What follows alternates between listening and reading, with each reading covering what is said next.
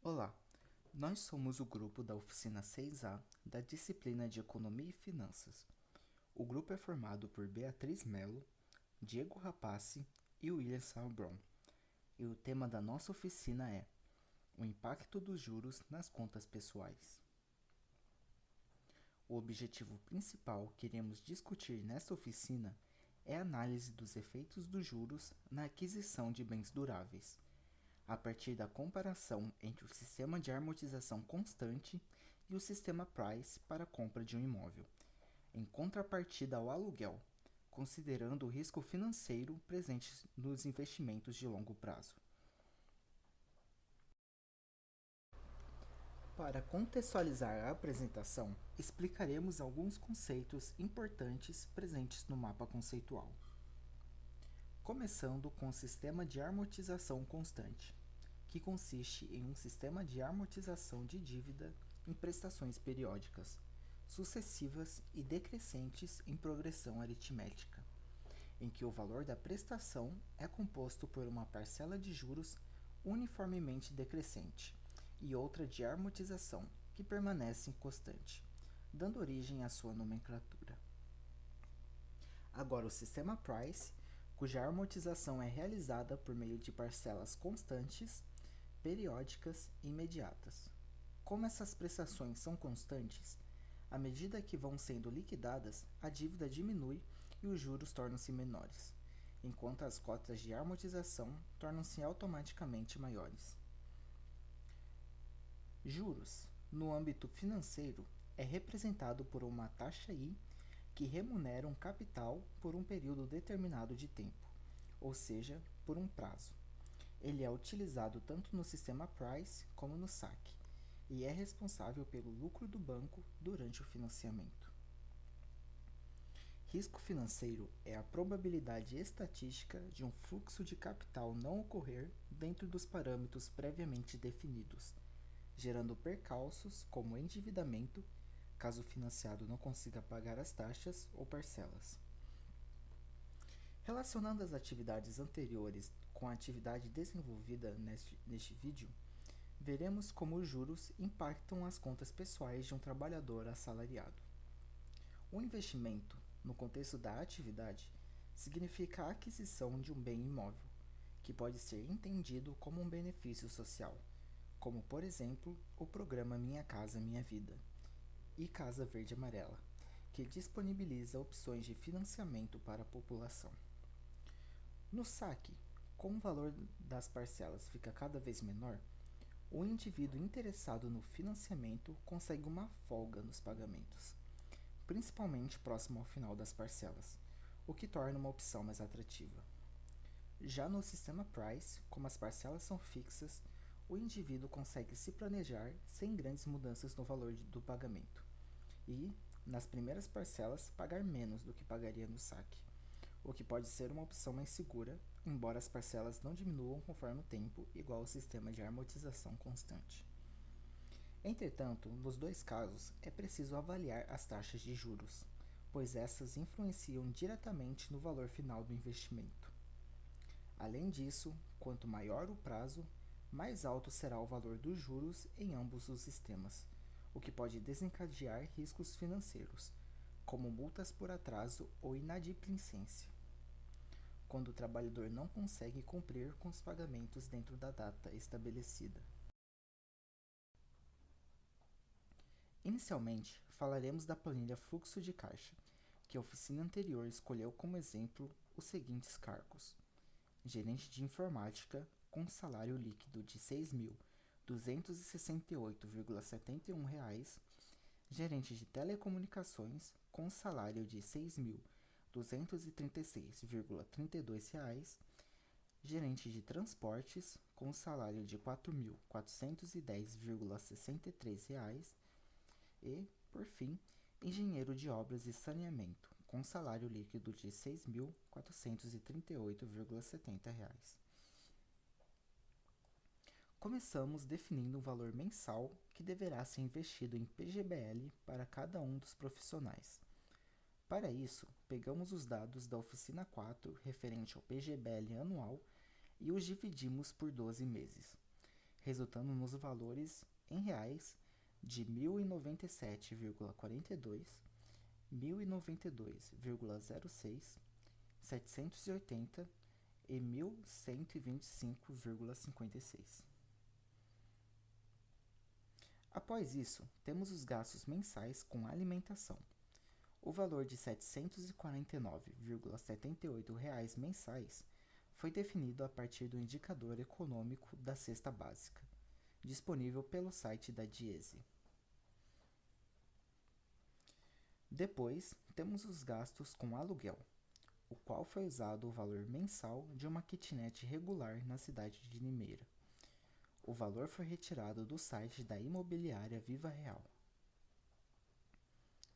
Agora temos os gastos com transporte, que foi calculado considerando que a pessoa em questão reside e trabalha em Limeira e gasta cerca de R$ 120 de gasolina por semana, com 4 semanas no mês, chegando ao total de R$ 480 mensais. Em outros gastos, temos a soma mensal de contas como água, de R$ 55,80, energia, de R$ 131,18 e internet, de R$ 115, totalizando R$ 301,98 mensais. Por fim, temos o valor disponível ao final do mês após a subtração de todos os gastos mensais, que são R$ 2.939,53 para o gerente de informática, R$ 2.912,50 para o gerente de telecomunicações, R$ 1.398,87 para o gerente de transporte e R$ 3.081,38 para o engenheiro de obras e saneamento. Logo abaixo, temos 70% deste valor disponível ao final do mês. Este valor será utilizado nos cálculos da próxima tabela para a simulação de aquisição de um imóvel. Escolhemos 70% como porcentagem, pois é necessário que sobre dinheiro do valor disponível para situações emergenciais, manutenções de equipamentos, entre outras. Observe que o gerente de transportes é o que possui o menor valor disponível. Então, utilizaremos ele para exemplificar os cálculos de financiamento imobiliário, pois se compensar para ele, logicamente também compensará para os demais. Para o cálculo de aquisição de imóvel, utilizaremos o sistema de amortizações constantes, que foi visto no começo do vídeo.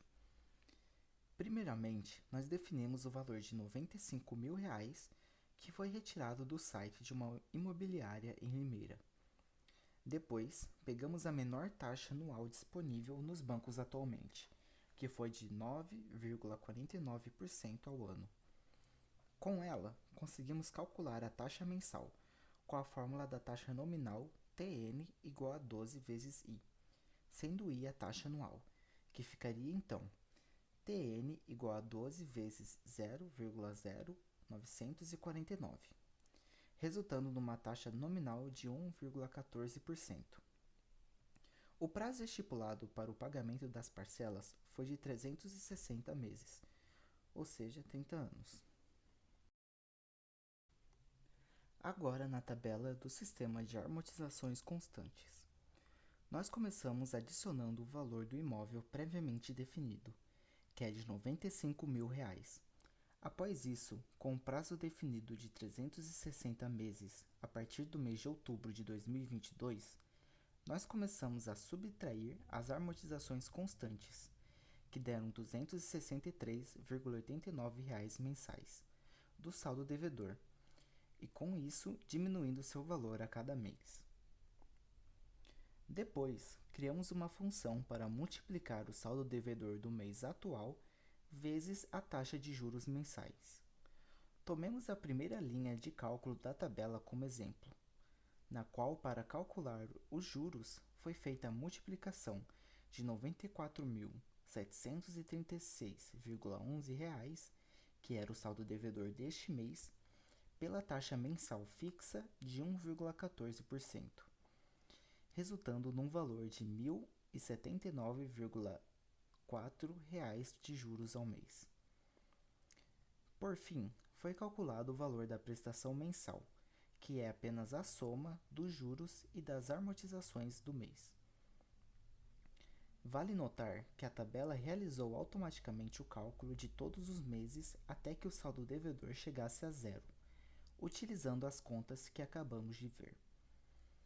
Com isso, vemos que o saldo devedor é zerado apenas no mês 2 do ano de 2050, na qual os juros decresceu até se extinguir e a última prestação mensal é igual ao valor da amortização. Como a Selic é um instrumento de controle da inflação, geralmente ela é elevada para frear a subida descontrolada de preços. O pagamento de juros, mesmo mais elevado, também sofrerá com a corrosão de seu valor. Isso quer dizer que uma taxa de juros mais elevada não significa um rendimento real maior. Quando a inflação está muito alta, o Copom, Comitê de Política Monetária, aumenta a Selic para elevar o custo do dinheiro.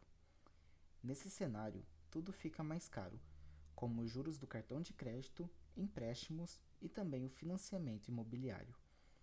A taxa efetiva, lembrando que efetiva significa real, verdadeira, não apenas simbólica, quando corrigida pela inflação durante o período da operação, forma a taxa real. Com isso, podemos observar que quando sobe a inflação, a Selic sobe também para tentar controlá-la.